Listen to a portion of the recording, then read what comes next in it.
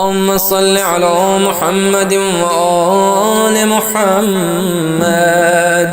بسم الله الرحمن الرحيم.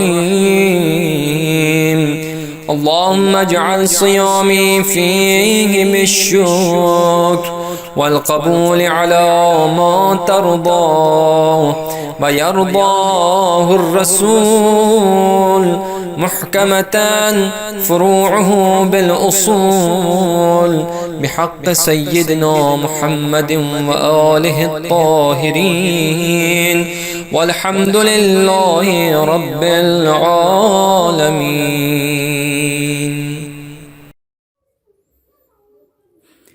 ऐ अल्लाह, मेरे इस माह के रोज़ों को पसंदीदा और कबूल किए हुए करार दे।